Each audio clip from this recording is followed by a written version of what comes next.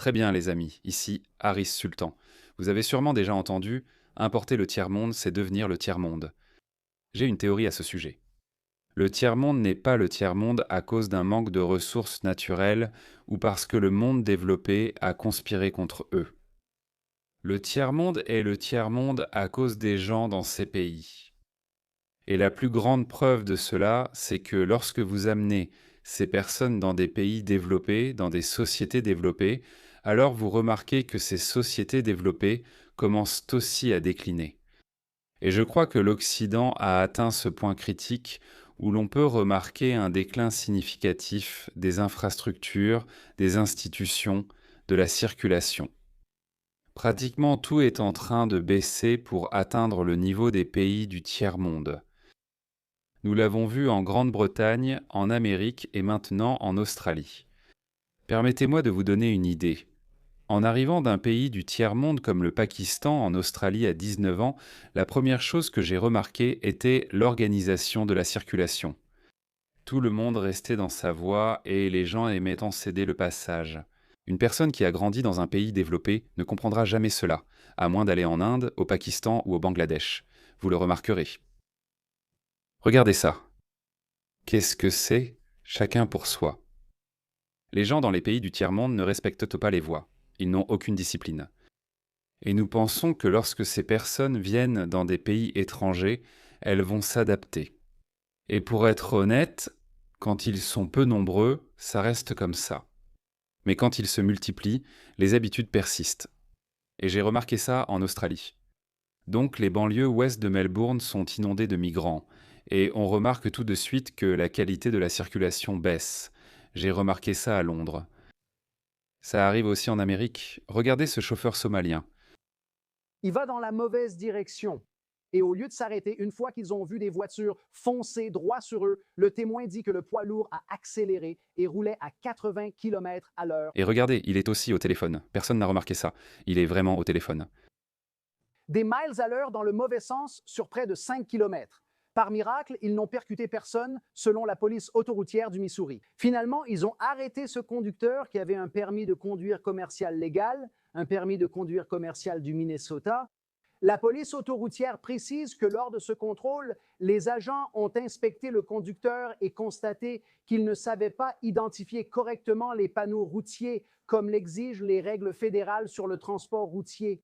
Selon la réglementation fédérale sur le transport routier, il a été mis hors service et interdit de continuer à conduire. Voici ce que nous savons sur cette entreprise de transport en particulier.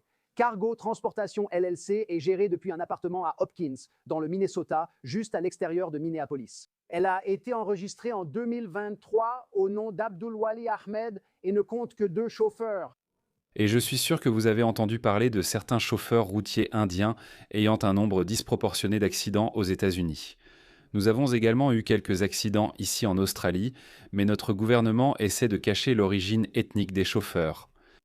C'est un grand scandale en Australie actuellement. Regardez ça. L'un des plus grands péchés capitaux en Australie, c'est de garer sa voiture devant l'allée de quelqu'un, ce qui veut dire que cette personne est bloquée et ne peut pas sortir. Je ne sais pas à quel point c'est pris au sérieux en Grande-Bretagne et en Amérique. Je suppose que c'est à peu près pareil, mais en Australie, on ne fait jamais ça. Je ne l'ai jamais fait. Même pas devant sa propre allée. D'accord, tu ne te gares même pas devant chez toi. Mais comme je l'ai dit, quand on fait venir en masse des gens de culture où ils ont des attitudes différentes envers la circulation, envers les lois de la circulation, envers à peu près tout, alors on va voir ce genre de choses. Regardez ce titre. Des musulmans se rendant en masse dans une mosquée de la banlieue d'Adélaïde pour le Ramadan se gardent chaque soir devant des allées, ce qui rend les habitants furieux. Les habitants sont australiens, pas musulmans. Et regardez ça, c'est l'allée de quelqu'un. Et ces personnes ont garé leur voiture juste là parce qu'elles ne veulent pas marcher plus loin sur la route. Et puis, qui se soucie de bloquer quelqu'un? Comment cette personne va-t-elle sortir de chez elle? Ce n'est pas un cas isolé, regardez, c'est généralisé. Je connais bien cette mentalité. Et j'ai justement une vidéo à vous montrer. Regardez, cette allée est partie, celle-ci bloquée, celle-ci aussi. Voici peut-être une meilleure solution, c'est la réaction des Australiens. Garez-vous devant mon allée, revenez et vous trouverez vos pneus crevés. Musulmanes, Australiens, Chinois, Indiens, ça m'est égal. Je ne me gare pas devant l'allée des gens. Certains ne seront peut-être pas aussi polis que moi. Donc partout où l'on regarde, notre cohésion sociale s'effondre. Parce que nos gouvernements ont été totalement irresponsables en faisant venir des personnes de culture qui n'ont absolument aucun respect pour les normes occidentales. La raison pour laquelle je peux parler avec autant d'assurance, c'est parce que je suis un immigrant. Je ne suis pas né ici, ni même grandi ici. Je suis venu ici en tant que jeune homme, à l'âge de 19 ans. J'avais ce désir en moi. Je voulais apprendre sur l'Australie. Je voulais tout savoir sur l'Australie, l'Occident, notre mode de vie. J'avais ça en moi. Pourquoi les nouveaux arrivants, quand ils arrivent, ne veulent-ils pas apprendre le mode de vie australien? Tu as abandonné ton pays. Tu as essentiellement déclaré que ton pays est un trou à rats. Tes valeurs culturelles t'ont mené à une société en échec où tu ne peux plus vivre. Alors tu vas dans un pays étranger. Un pays dont les valeurs culturelles les ont menés vers la réussite et la prospérité. Un pays où tu veux t'installer. Et ensuite, Yoka, tu as quand même l'audace de penser dans ta tête que ta culture est d'une certaine manière supérieure, et tu ne fais aucun effort pour apprendre les normes du pays dans lequel tu t'installes.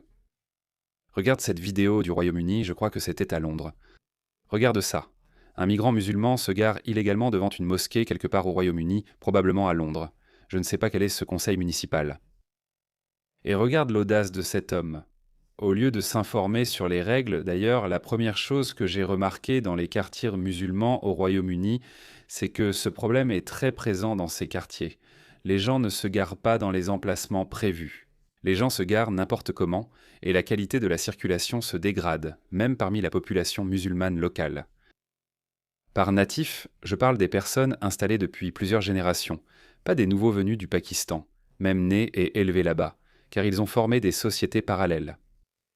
Qu'est-ce que c'est? Même si tu es né et as grandi là-bas, pour une raison quelconque, tu n'arrives pas à atteindre le même niveau de respect des lois que les natifs, comme les Australiens de souche. Regarde ce type. Donc au lieu d'admettre sa faute, il va l'accuser de racisme et d'islamophobie. Écoute ça. MSL. D'accord. Donc ils t'ont demandé de venir ici aux heures de prière. Oh, tout seul. Ah, donc c'est toi qui détestes les heures de prière des musulmans, c'est ça? Tu as un problème avec ma religion? Que fais-tu ici à cette heure? C'est l'heure de la prière. John Orange, John Orange. Oui, je comprends. Mais pourquoi n'es-tu pas là chaque jour? En descendant, tu subiras des abus quotidiens. Non, je ne t'abuse pas, c'est toi. Tu dois changer d'avis. Je ne l'abuse pas, vraiment? Allô? Regarde ça. Frère, est-ce que je l'abuse? Je vous parle. Je n'abuse pas. Pourquoi le ferais-je? Je pense que vous profitez que les musulmans prient à la mosquée pour leur donner des contraventions. Tous les jours, quand il y avait des disputes, des bagarres, vous ne veniez pas. Vous abandonnez toujours cette zone. Et maintenant, à l'heure de la prière... Vous voyez la manipulation. Il s'est garé illégalement. Il est en colère car vous nous punissez parce que nous sommes musulmans et que vous avez un problème avec notre religion. J'aurais dit, ouais, qu'est-ce que tu vas faire à ce sujet? Tu penses qu'on devrait plier nos règles de circulation et nos lois pour t'accommoder? Pourquoi tu t'es garé ici? Je m'en fiche, je me fiche de ce que tu es. Musulman, hindou, chrétien, peu importe. Ne te gare pas illégalement. C'est comme ça que j'aurais parlé. Où qu'ils aillent, ils essaient de forcer les locaux à changer. Et jusqu'à très récemment, non, en fait, je pense que ça continue encore, surtout avec les wokes et les gauchistes au grand cœur. Ils essaient toujours de les accommoder. Je pensais hier à la vidéo d'agression homophobe à Sydney. L'as-tu vue? Va la regarder. Les Gays for Gaza ont été tabassés par des musulmans de Sydney, simplement parce qu'ils étaient gays. La gauche est terriblement silencieuse. La communauté LGBTQ est terriblement silencieuse parce qu'il existe une hiérarchie des victimes. Le seul prisme qu'ils connaissent, c'est celui de l'oppresseur et de l'opprimé. Donc dans les années 90, je voyais l'establishment chrétien blanc opprimer la communauté gay. Alors ils sont devenus des défenseurs des gays. Maintenant, les musulmans se rendent soi-disant opprimés, et tous les autres de ce côté sont des oppresseurs. Et maintenant, même les gays sont de ce côté. Donc quand les gays se font agresser par ce groupe opprimé, ils détournent le regard. N'est-ce pas fascinant? Parce que les homosexuels occidentaux sont un produit de la société occidentale. La société occidentale s'est construite sur le dos du colonialisme. C'est comme ça qu'ils aiment le dire. Je veux seulement expliquer leur façon de penser. Partout où ils vont, ils forcent les autres à adopter leurs opinions. Regardez ce musulman dans un train aux Pays-Bas qui essaie de faire honte à cet homme parce qu'il mange pendant le Ramadan. Il marmonne quelque chose que cette femme entend clairement. Je ne sais pas si elle pense qu'il est impoli ou se demande pourquoi il mange dans le train. Honnêtement, je n'aime pas que les gens mangent en public. Dans un train ou bus, sauf pendant le Ramadan. C'est la seule fois où je défendrai quelqu'un qui mange dans les transports en commun. Parce que ce gars ne se plaint pas du fait qu'il mange dans les transports en commun et que ça empeste tout l'endroit. Non, ce n'est pas de ça dont il se plaint. Il se plaint du fait qu'il mange alors que ce gars choisit de jeûner pour faire plaisir à son ami imaginaire. Et nous autres, on doit dire « Oh, regardez ça, comme c'est mignon, non ?» Voilà pourquoi il fait honte et pourquoi je soutiens ce Hollandais. Tu te demandes « Waouh, que se passe-t-il » Tu en veux ? Laisse-moi te le mettre dans la bouche. D'accord.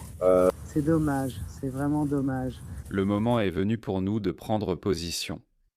Si quelqu'un essaie de te forcer à changer, dis-le lui simplement verbalement et ne reste pas à portée de coups.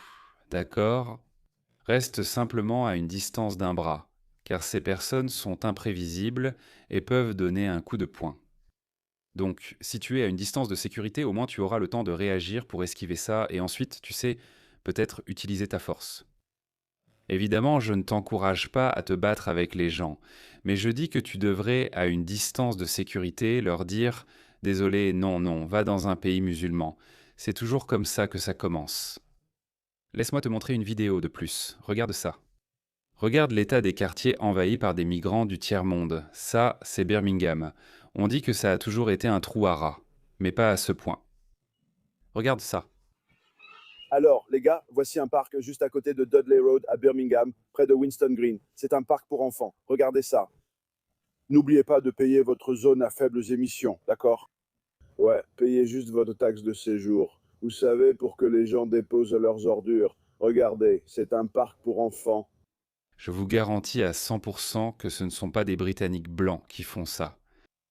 Je le sais parce que vous voyez des choses similaires au Pakistan, au Bangladesh, en Inde, vous voyez ça dans ces pays du tiers-monde. Quand on fait venir des centaines de milliers de personnes du tiers-monde, les vieilles habitudes persistent. Et c'est la raison pour laquelle on voit ça partout. Il y a donc une part de vérité là-dedans. Importez le tiers-monde, devenez le tiers-monde.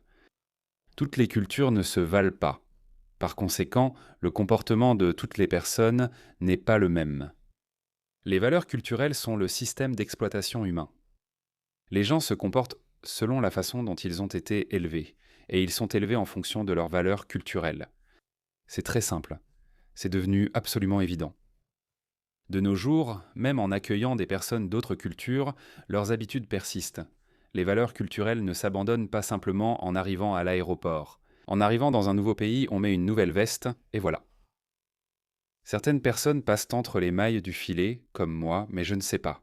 Des gens comme moi sont une anomalie. Je ne pense même pas que 30% des migrants au moins du monde musulman soient comme moi. Les Indiens sont très bien par contre. D'accord. J'ai peut-être évoqué des aspects négatifs des Indiens ou parlé de l'Inde, mais la deuxième et la troisième génération d'Indiens sont très bien. Ce sont des gens fiers, à juste titre, mais ils s'intègrent très bien. La première génération de migrants est très travailleuse. Il peut y avoir une petite barrière linguistique, et ils peuvent avoir leurs propres pratiques culturelles que les Occidentaux trouvent grossières ou répugnantes. Mais à long terme, ils s'avèrent être corrects. Ils s'avèrent certainement meilleurs que certains autres migrants venant d'autres cultures, comme Allahu Akbar. Donc oui, importer le tiers-monde, c'est devenir le tiers-monde. Nous sommes en train de perdre l'Occident. L'Occident est en train de devenir rapidement le tiers-monde. C'est mon avis.